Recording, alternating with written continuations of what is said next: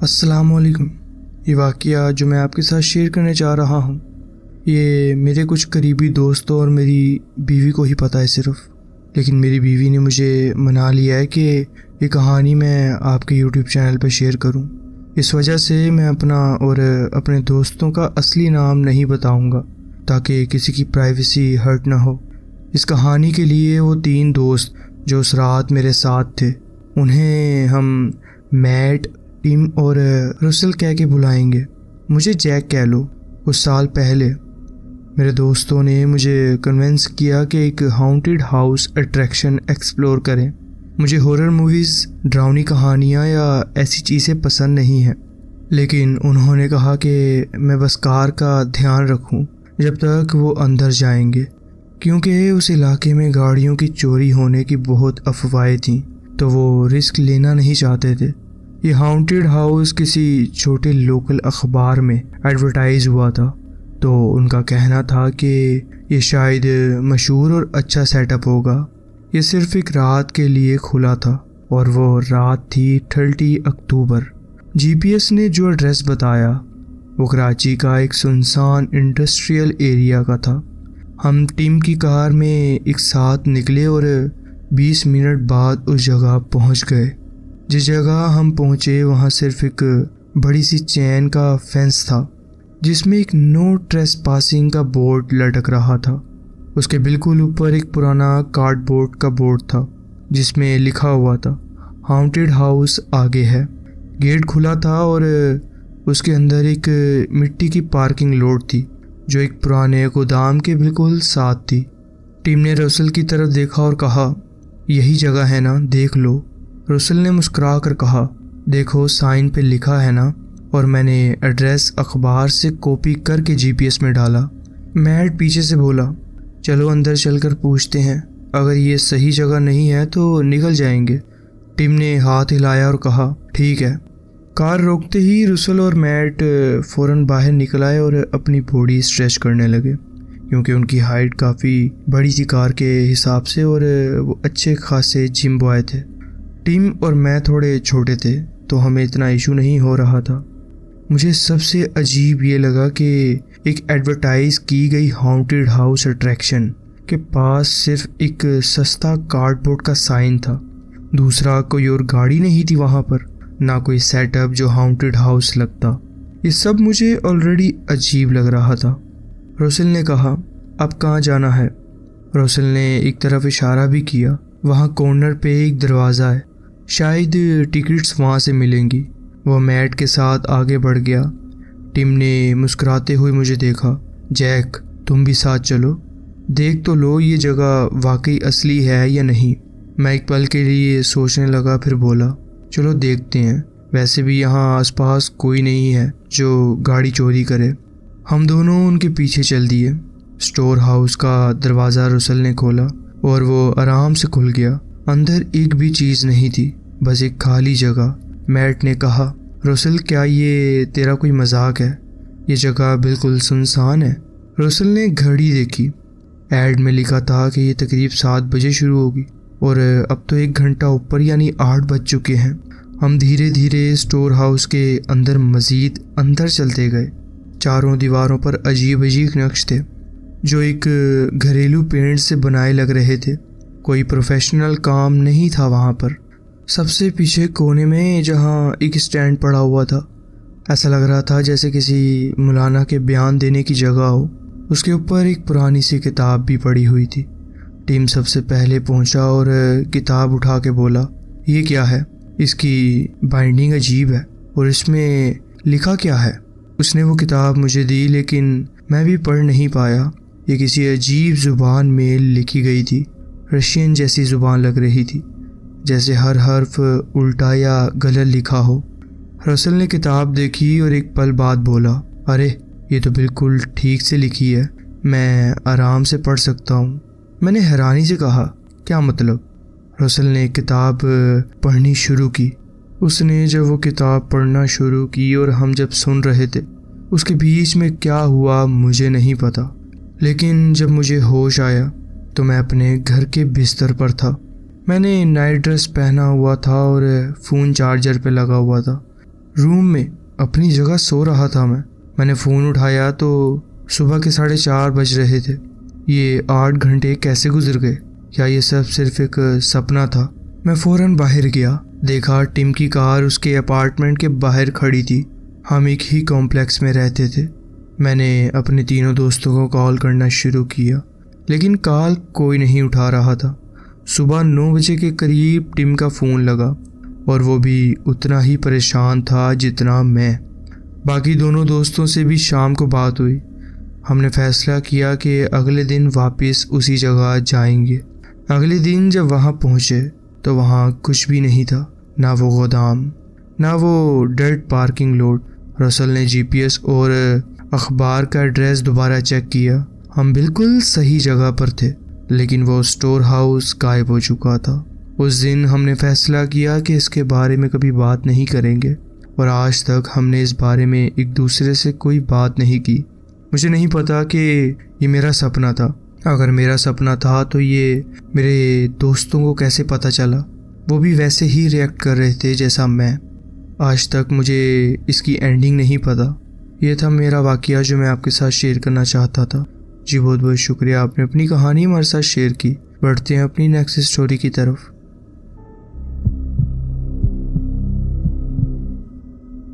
السلام علیکم۔ یہ کہانی پاکستان میں ہوئی ہے۔ میری عمر تقریباً 22 سال ہے اور یہ واقعہ تقریباً 1997 کی گرمیوں کا ہے۔ میں اور میرے 3 دوست آصف، بلال اور عمران ایک دن بیٹھے اپنی ہمت دکھانے کی بات کر رہے تھے۔ عمران نے دعویٰ کیا کہ وہ پہلے قبرستان میں رات کے اندھیرے میں اکیلا جا چکا ہے، اور اس نے ہم سب کو چیلنج دیا کہ کیا ہم اتنی ہمت رکھتے ہیں کہ وہاں جا سکیں۔ بلال فوراً مان گیا اور کہا کہ اگر اسے 5,000 روپے دیے جائیں تو وہ وہاں رات گزارے گا۔ یہ سن کر عمران نے ہاں کر دی۔ مجھے بھی مزہ آیا اور میں نے کہا کہ میں بھی 5,000 روپے کے لیے یہ کام کرنے کو تیار ہوں۔ آصف بھی مان گیا۔ حقیقت یہ تھی کہ شاید ہم سب مل کر بھی 1,000 روپے نہ جوڑ سکتے، مگر یہ صرف ایک شرط تھی جو ہم جوش میں لگا رہے تھے۔ ویسے بھی یہ قبرستان مشہور تھا اپنی عجیب و غریب کہانیوں کی وجہ سے۔ میں آپ کو اس کی ایگزیکٹ لوکیشن نہیں بتا سکتا، مگر یہ لاہور میں واقع ہے۔ لوگ کہتے تھے کہ رات کے وقت وہاں سے چیخیں سنائی دیتی ہیں، اور ایک بار پاگل آدمی نے نئی کھودی گئی قبر میں گھس کر اپنی جان لے لی تھی۔ ایک پولیس والے نے 70s کے دور میں کہا تھا کہ اس نے ایک سیاہ سایہ دیکھا تھا جس کی آنکھیں پیلی چمک رہی تھیں۔ پیرانورمل یا ویسے ہی، مگر یہ جگہ ویسے خطرناک تو تھی۔ رات کے وقت سانپ یا جنگلی جانور بھی ہو سکتے تھے، مگر ہم تو نوجوان تھے، ہمیں کسی چیز کا ڈر نہیں لگا۔ رات کے 12 بجے اور ہم میرے گھر پر ملے اور پھر قبرستان کی طرف نکل پڑے۔ کسی کو ٹارچ یا روشنی کا انتظام کرنے کا خیال بھی نہیں آیا، جو یہ ثابت کرتا ہے کہ ہم کتنے بے وقوف تھے۔ آصف ایک اسٹاپ واچ لایا تھا اور کہا کہ مجھے اور بلال کو پورا 1 گھنٹہ قبرستان کے اندر رہنا ہوگا بنا کسی کو آواز دیے۔ اگر ہم واپس آ گئے تو ہمیں ان کو روپے دینے پڑیں گے۔ ہم دیوار پر چڑھ گئے اور مجھے یاد ہے جب میں نے دوسری طرف پیر رکھا تو میرا جوتا کسی کھنڈر کے لوہے کی طرح اٹک گیا۔ عمران نے مذاق اڑایا کہ میں پہلے ہی ڈر رہا ہوں۔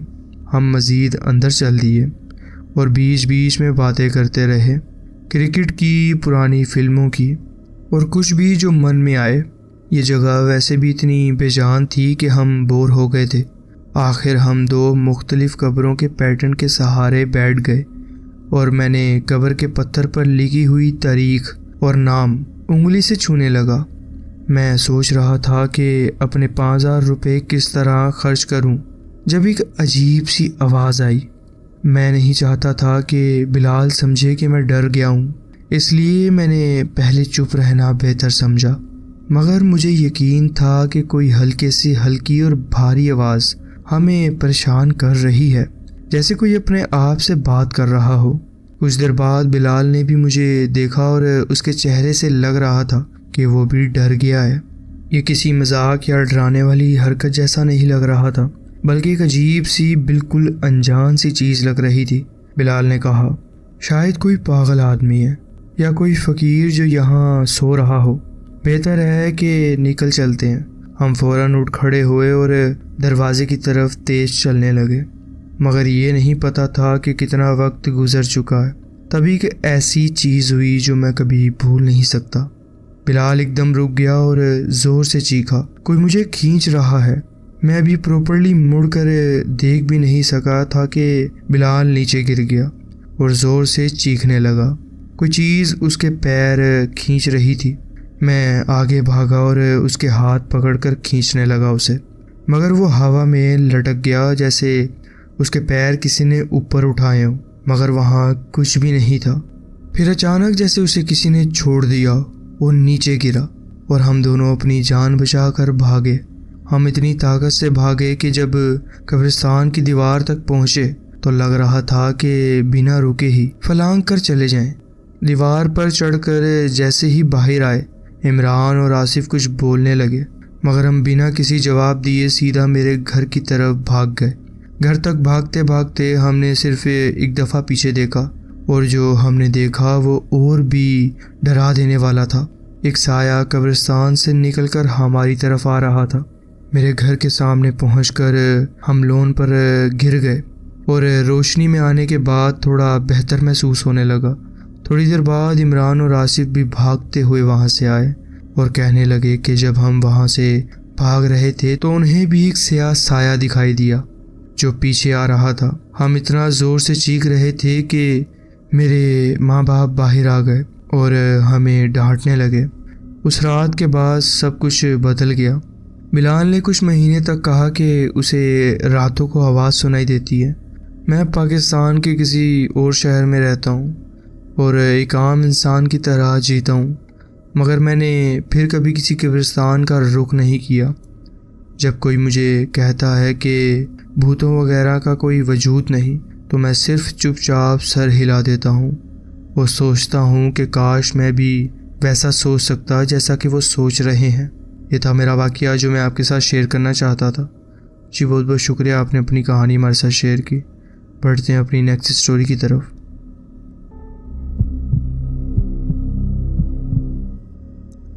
السلام علیکم۔ یہ واقعہ تب ہوا جب میری عمر تقریباً 9 سے 10 سال تھی۔ ایک عجیب واقعہ جب میری فیملی نانی کے گھر گئی ہوئی تھی جو چکوال کے ایک دور دراز گاؤں میں تھا۔ آج تک ہمیں نہیں پتہ چل سکا کہ یہ سب کس طرح اور کیوں ہوا۔ جب بھی ہم اس واقعے کو کسی اور کو سناتے ہیں تو لوگ یقین نہیں کرتے جب تک آپ خود نہ دیکھیں۔ یہ سب سننے میں ناممکن لگتا ہے۔ بہت لوگوں نے ہمیں پاگل سمجھا، اسی لیے میں آپ کو اپنا نام نہیں بتا رہا یا کوئی ایسی لوکیشن وغیرہ کہ جو پتہ چل سکے کہ یہ کہانی میں نے سنائی ہے آپ کو۔ اس وقت میرا بھائی جو کہ 12 سال کا تھا، میری ماں جو کہ 40 کے قریب تھی اور میری نانی جو کہ 60 سال سے اوپر کی عمر کی تھی۔ ہم میں سے کسی کی بھی طبیعت خراب نہیں تھی۔ پانی یا ہوا میں کوئی زہری چیز نہیں تھی جو ہمیں وہمی یا مجازی بناتی۔ یہ سب بالکل اصلی تھا جو ہمارے ساتھ ہوا۔ میری نانی کا گھر ایک سنسان جگہ پر تھا جو کہ ان کے خاندان کے نام پر مشہور تھا، کیونکہ ان کی کئی پچھلی نسلیں سے ان کا خاندان یہاں بسا ہوا ہے۔ آس پاس کوئی نہیں رہتا۔ سب سے نزدیک رشتہ دار صرف ایک چاچا ہے جو صرف اتنی دور رہتا ہے کہ اگر چیخے بھی مارتے تو شاید انہیں سنائی نہ دیتی۔ واقعہ اس صبح کا ہے جب صبح کے تقریباً 7 بج رہے تھے۔ میرا بھائی اور میں ناشتہ کر رہے تھے جب باہر ایک پرانی ٹرک کی آواز سنائی دی۔ ہم فوراً بھاگ کر سامنے والی بڑی کھڑکی سے باہر جھانکنے لگے۔ وہاں ایک بہت پرانا 1930 کے دور کا ٹرک کھڑا ہوا تھا جو صرف زنگ اور پرانی دھات کی وجہ سے ایک ساتھ تھا۔ انجن چل رہا تھا مگر اس میں کوئی ڈرائیور نہیں تھا۔ میری ماں اور نانی بھی اس عجیب ٹرک کو دیکھنے آ گئیں۔ نانی کہنے لگی شاید کوئی کسان غلطی سے ادھر آ گیا ہوگا۔ انہوں نے فوراً فون اٹھایا اور میرے چاچو کو بلانے لگی، مگر بیچ میں ہی فون کی لائن کٹ گئی۔ یہ بات واقعی ڈراؤنی تھی۔ ہمیں سمجھ نہیں آیا تھا کہ کیا ہو رہا ہے کہ اچانک دروازے پر بہت زور سے دھم دھم ہونے لگا۔ ایسا لگ رہا تھا جیسے کوئی اندر گھسنے کی کوشش کر رہا ہو۔ ہم سب چیخنے لگے۔ میری نانی نے فوراً ایک بڑا چاقو اٹھایا اور ہمیں ایک کونے میں بلا لیا۔ دروازہ بند تھا مگر ایسا محسوس ہو رہا تھا جیسے ابھی ٹوٹ جائے گا۔ پھر اچانک گھر کے ہر دروازے پر ایک ساتھ زور زور سے مارنے کی آواز آنے لگی۔ ایسا لگ رہا تھا جیسے پورا گھر ہل رہا ہو۔ یہ سب ایک ردم میں ہو رہا تھا، جیسے کوئی مل کر یہ سب کر رہا ہو۔ سب سے زیادہ خوفناک بات یہ تھی کہ ہمیں کھڑکیوں سے کوئی بھی دکھائی نہیں دیا۔ یہ آوازیں لگ بھگ 3 منٹ تک آتی رہیں۔ پھر ایک اور ٹرک کی آواز سنائی دی۔ یہ میرے چاچو کا ٹرک تھا۔ جیسے ہی وہ وہاں پہنچے، ان کے پاس دروازے کی چابی تھی اور وہ فوراً اسے کھول کر دروازے کو اندر آئے، مگر جیسے ہی انہوں نے دروازہ بند کیا دوبارہ، ان پر ایک اتنی زور کا دھکا پڑا کہ دروازہ لگ بھگ ٹوٹ گیا۔ اب پھر ہر جگہ سے زور زور کی آوازیں آنے لگیں۔ ایک کھڑکی ٹوٹ چکی تھی۔ میری ماں ہمیں زور سے پکڑے ہوئے تھی اور میری نانی زور زور سے دعائیں پڑھ رہی تھی۔ چاچو نے فوراً بندوق اٹھائی اور باہر چلے گئے اور گولی چلا دی۔ جیسے ہی پہلی گولی چلائی، ہر آواز رک گئی۔ پھر انہوں نے ایک اور گولی چلائی اور ایک تیسری۔ اس وقت ہم نے دیکھا کہ پرانا ٹرک اچانک تیزی سے پیچھے ہٹنے لگا، مگر اس نے میرے چاچو کے ٹرک سے ٹکرا کر اسے توڑ دیا۔ میرے چاچو فوراً اپنی بندوق لے کر ٹرک کی طرف بھاگے، مگر ٹرک بنا کسی ڈرائیور کے سیدھا جنگل کی طرف نکل گیا۔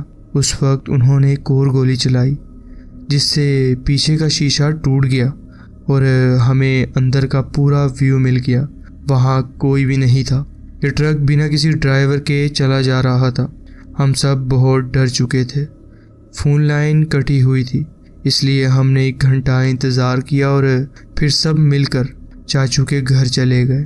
جب پولیس آئی، انہوں نے ہر جگہ کا جائزہ لیا، مگر ایک بھی انسان کا نشان نہیں ملا، نہ ہی زمین پر کوئی بوٹ کا نشان، نہ ہی وہ ٹرک کا نمبر پلیٹ۔ سب سے زیادہ عجیب بات یہ تھی کہ جب چاچو نے ٹرک کے اندر دیکھا تو وہاں صرف ہتھکڑیاں، لوہے کے تالے اور پرانے کپڑے پڑے ہوئے تھے جو خون میں لت پت لگ رہے تھے۔ ٹرک سے ایک عجیب سی بدبو بھی آ رہی تھی، جیسے کوئی مردہ جانور اس میں رکھا ہو۔ پولیس نے انویسٹیگیشن کی، مگر کبھی بھی کچھ سمجھ نہیں آیا۔ ہم سب نے اس واقعے کو بھلانے کی کوشش کی۔ اب میری نانی اور چاچو اس دنیا میں نہیں رہے، مگر انہوں نے کبھی اپنی کہانی نہیں بدلی۔ آج بھی جب ہم اس ٹرک کے ٹوٹے ہوئے شیشے کے ٹکڑے دیکھتے ہیں جو کہ میرے چاچو نے رکھ لیے تھے، تو صرف ایک ہی سوال ذہن میں آتا ہے، یہ سب اصل میں کیا ہوا تھا ہمارے ساتھ؟ یہ تھا میرا ایک واقعہ جو میں آپ کے ساتھ شیئر کرنا چاہتا تھا۔ جی بہت بہت شکریہ، آپ نے اپنی کہانی ہمارے ساتھ شیئر کی۔ السلام علیکم، میرا نام مزمل ہے اور یہ واقعہ لاہور کے اندرون شہر کا ہے۔ یہ بات کچھ سال پہلے کی ہے جب میں اپنے دوست ثاقب کے ساتھ لاہور گھومنے گیا تھا۔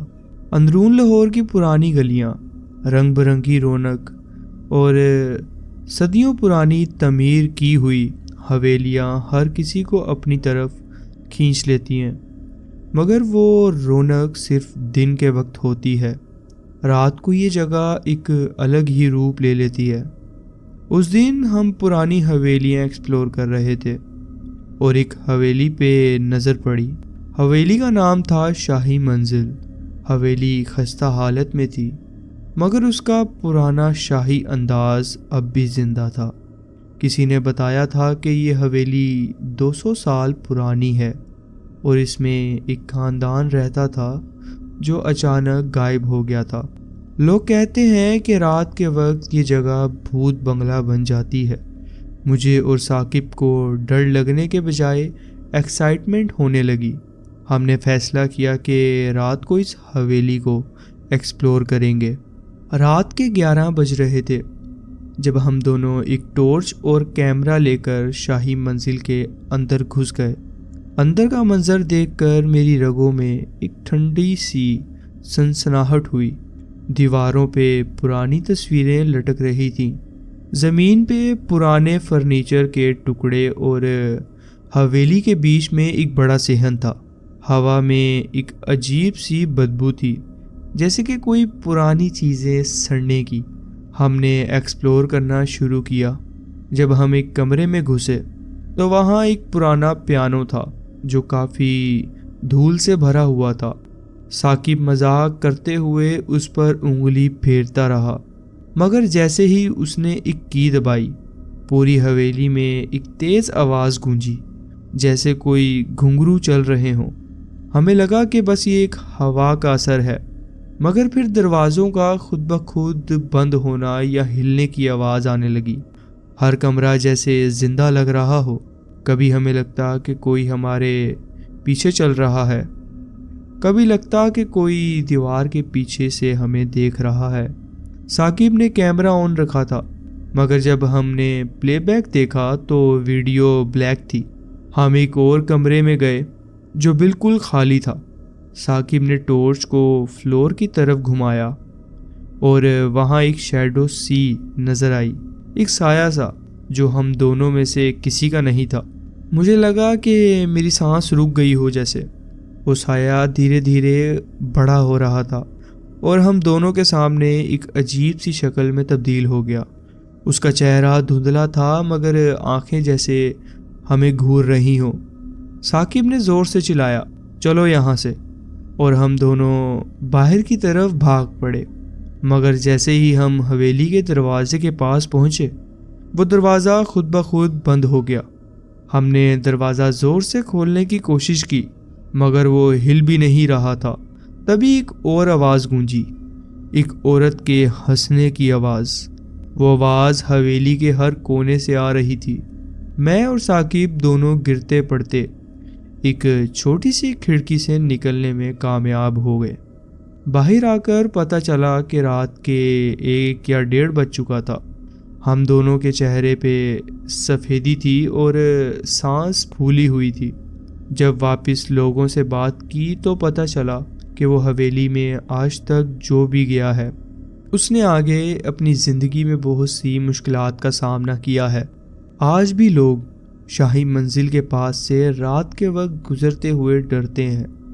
کہتے ہیں اس حویلی میں اب بھی اس خاندان کی روحیں ہیں جو وہاں رہتی ہیں۔ وہ کسی بھی غیر کو اپنے علاقے میں برداشت نہیں کرتی۔ میرا مشورہ ہے کہ اگر کبھی آپ کو اندرون لاہور کی حویلیاں دیکھنے کا شوق ہو تو شاہی منزل سے دور ہی رہنا۔ یہ کہانی اب بھی میرے ذہن میں تازہ ہے اور سوچتا ہوں کہ اگر اس رات ہم زیادہ دیر وہاں رکتے تو شاید کیا ہی ہوتا ہمارے ساتھ۔ یہ تھا میرا واقعہ۔